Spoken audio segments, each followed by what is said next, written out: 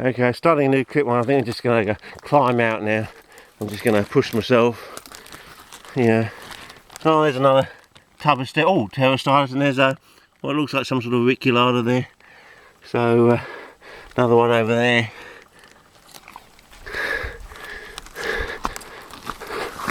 So I mean, if Avaland returns back to Australia fairly quickly, well then I can have another go with Rossi in individual packets or something like that. But until then, until we get back to being what we used to be, it's going to be pretty tough going, I reckon, over the next few months. And it's probably going to get, as I say, it always gets worse before it gets better. So, you know, hopefully we'll just have sit-ins, but you know, it could get a bit nasty. And look what's happened to that Clavell bloke yesterday. You know, they're saying, oh, he's dead and they found a gun next to him, but you know, are we that gullible to believe that? Yeah. And also, being in a brothel, he must have been dobbed in, I reckon, but who dobbed him in? I mean, if it's one of those prostitutes, well, they're probably going to be scarred for life, aren't they? If it's someone else, or maybe it's the owner of the bloody, they're probably going to blow the building up. I wouldn't put them out of business in some way. Be a health scare there or something. You know, that's the way it is. Because the rule is, he took his own life. So he paid the ultimate price, so that's the trigger for payback. Yeah, he manned up and, well, apparently took his own life. So that's the, you know, that's the thing you can say, well, it's definitely going to happen. You know, that's what that's the Crims code. They'll look at it that way. They'll say, well, you know, he did man up and he took his own life at the end, sort of thing. So therefore, there will be payback if he was dobbed in, because they say there shouldn't be a dobber, you see. And we've got this rule in Australia not being a dobber, sort of thing. So yeah, if someone's dobbed him in, if it's a prostitute and he's paid the ultimate price, well, they'll probably be scarred for life. That's one side thing. If it's someone else, maybe someone who runs the business, well, they'll probably try and destroy the business. That will be the payback. So they're either going to blow up the building. They'll probably try and do it in a nice friendly manner. They'll wait till all the prostitutes have gone home or something. But then, you know, there might be the odd one that gets caught in it. But that's usually the way things work. And as I said, the trigger is the fact that he actually paid the ultimate price. And we're gullible enough to think that he probably took his own life. Well, they found a gun next to him. I mean, how many more key phrases do you need to work that one out? But anyway, we'll see what happens over the next weeks to months. And as I said, it might actually occur when all this business with Avaland going on. It might just quietly occur in the background. You know, when the police are off doing other things, they might do a little bit of a building explosion in Adelaide. You know, why things are going down in Canberra. You know, when they're trucking officers over in big trucks over interstate, sort of thing, that's probably when they'll pull it, sort of thing, you know. Well, wouldn't you? It sounds pretty logical. You don't want anyone about when you're doing it. That's the most appropriate time to do it, surely. You know, while they're trucking all the police off interstate to, you know, surround Canberra or something like that, that would be the time to do it. Logically, anyway. You know, as it's a basic Alexander rule, you know, divide and conquer. You know, from that Untouched movies, you know, what are you prepared to do, sort of thing. You know, and sometimes you have to risk all to gain all. That's probably the best phrase from Alexander the Great. Yeah, what are you prepared to do? You know, you know, you've got to risk all to gain all. And I suppose that's what you have to do with the fly trap. You've got to risk all to gain all. Whoa! So, almost slipped a disc then, I think. But then again, oh, we're nearly there, fellas. Now, as I said, I think the wiser thing is just to come down on it from the other side. Much better.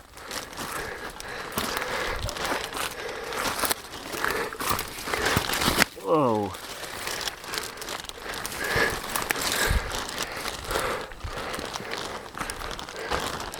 Yeah, What do the Chinese say? May you live in interesting times. Well, we're definitely going to be living in interesting times over the next few months, I reckon. I was just wondering about that MH370 or something. It's just, as I said, it seems very, I don't know. Oh, we can walk down there and walk back up. It'd take you all bloody, it'd be a 3-hour journey. Maybe a 3-hour journey into hell, but I did one of those, but of course I was a lot younger then. I was bloody 30, wasn't I, when I did that one? 1995. Don't think my son was even, we hadn't quite been born then either, no. Well, there you go. Pity I didn't have a camera back then, eh? I mean, that would have been a historical journey. Pity we didn't have, proper digital back then.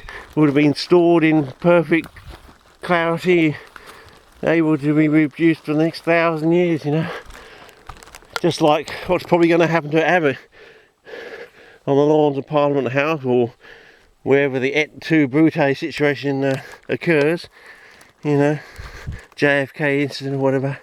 It's probably going to be filmed in high definition, and people will be watching it for the next 1,000, just like we watched the JFK thing, but it's going to be in much higher definition. It's probably going to be all from all the angles, and it's probably not going to be pretty, but it's going to be captured in high definition. Lack of prettiness, or what do you want to call it. And maybe it should, so that children in 1,000 years time can, probably not the primary school kids, but when they're in the high school sort of thing, they want to watch it. They'll probably pick it up by osmosis anyway as they're growing up on the TVs, the odd documentary here and there about the mad monk from Australia back 1,000 years ago. This is what happens to you when you get a total smeg,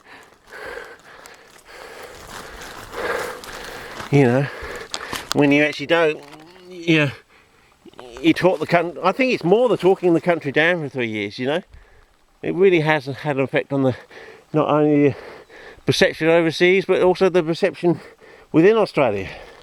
People are starting to think about their past, their childhood, and what Australia has and does mean to them. And you're thinking, how dare you? How very dare you? There he's riding around his bloody bike. Have we ever really seen him go out into the bush? At least Jay Weatherall has gone down and looked at the Coorong. Oh, here we go. Some more of these orchids. I don't know. I'm not really into them, sort of thing. It's just too many of them, basically. I think that's what it is. I don't have the memory for them. Too many orchids, not enough lifetime, basically.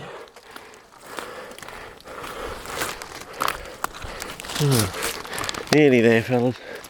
Help me up. Give me a hand. Well, there you go. I think we're back to this stage, so we're not that far off now. Whew. Yeah. Oh, someone started up a fire. A log fire or something. So yeah, it obviously means they've obviously decided to knock off for the day and go in. Yeah, I need to buy myself a new clock, a cheap one, a $2 one. And I'll look out for a turquoise, but if Gideon can find a nice turquoise one, a nice one, not too dark a blue, not a really, really light one either. A Goldilocks turquoise, fluorescent turquoise.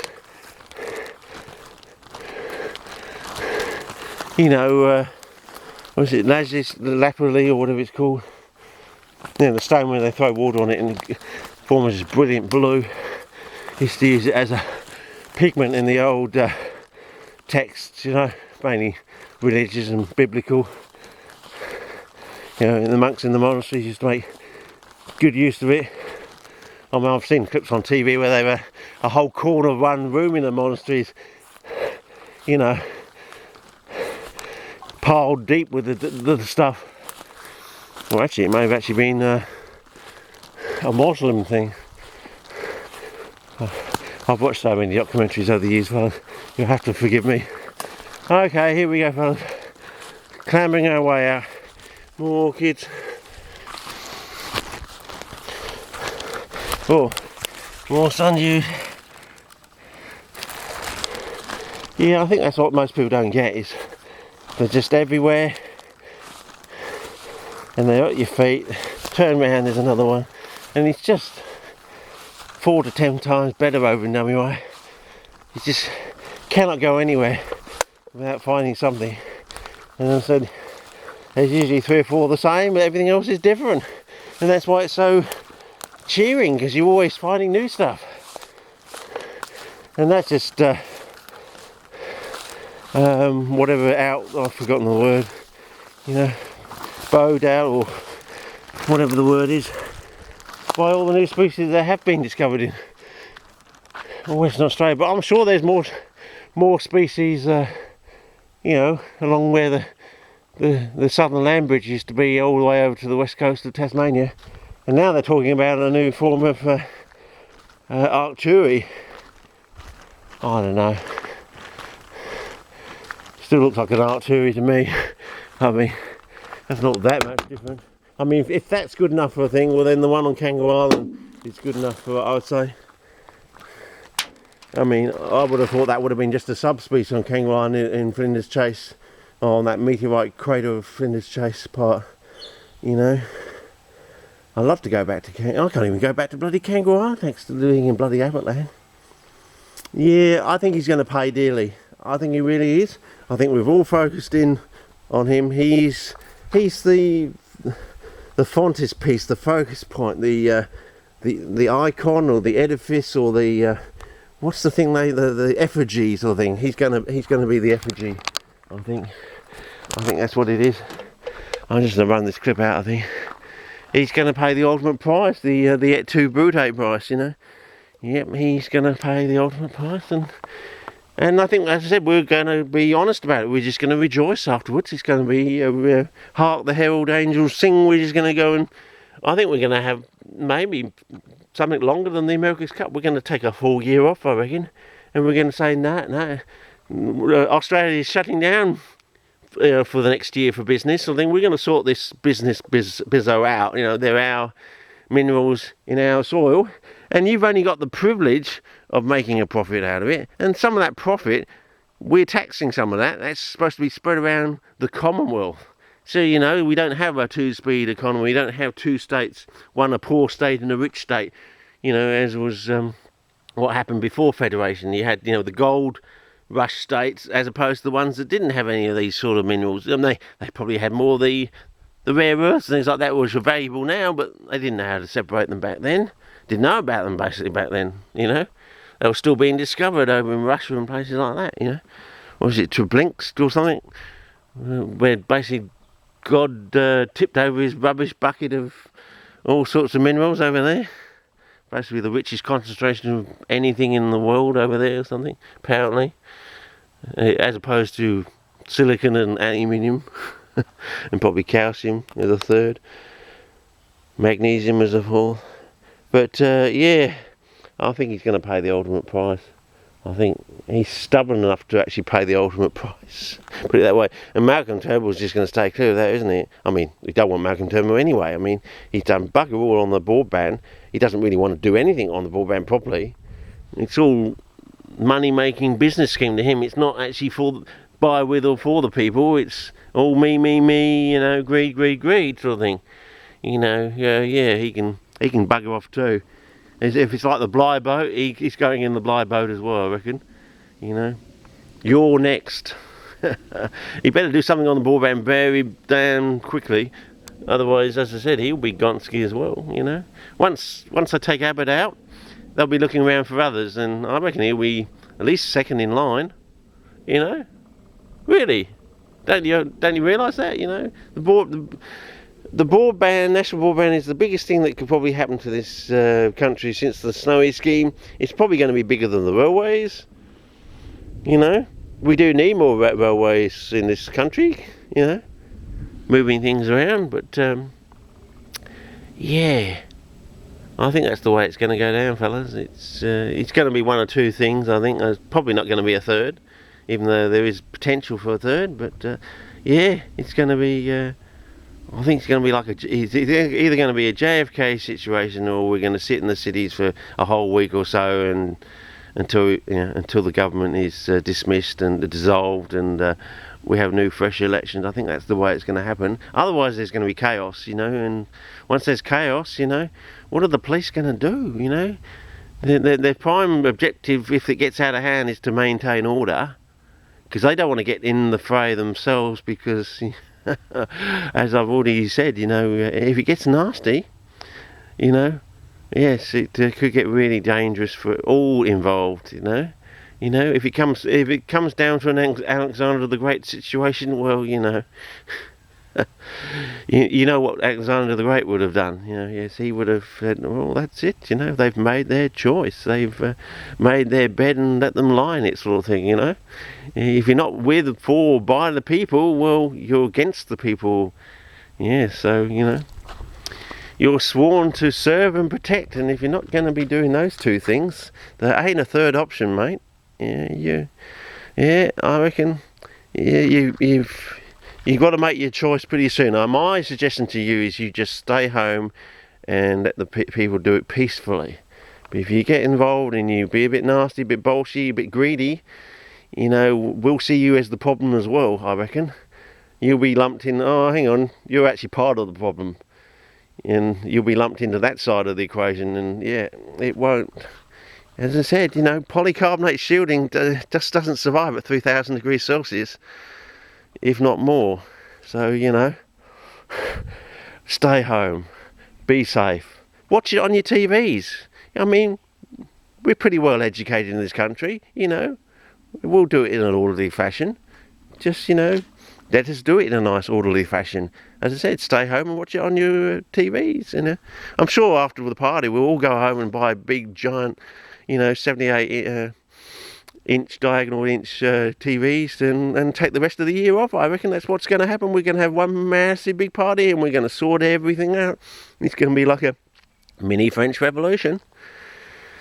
So I suppose that's a shout out to all those big miners over there. You better get your affairs in order and better get organised, because yes, you'll be the first item on the agenda, I reckon. Yes, you'll be, if you're still around, you'll be paying a fair whack of mining tax, I reckon. Yeah, a fair share. Yes, we'll only be asking for a fair share. We'll be asking you, well, did you open your checkbook? Did you spend half your money on a nice national broadband network? Did you choose to do the other thing? Did you choose to build a nice, railway system down one half of Australia for us? We might go lenient on you. We might be lenient on you if you've done something like that. A sign of good faith. But if you've done neither of those things, I think you're going to be paying a fair whack, and you might actually lose all of it. You might lose all your money and then also be paying a nice big whack of royalties, in quotes, to us, Well, they are our resources in our land, and you'll be making a mozza out of them. I don't think you've seen you really investing in the people of this country, and, yes, I mean, I think it's time you had a long, hard look in the mirror at yourselves. Yes. You really haven't been watching some of the people have been doing really tough in this country. No, you've just been greedy. Greedy, lying bastards, yes. And it's now time for you to pay, and you're probably going to pay the ultimate price. And it's probably going to pay where it hurts most. Okay, over and out.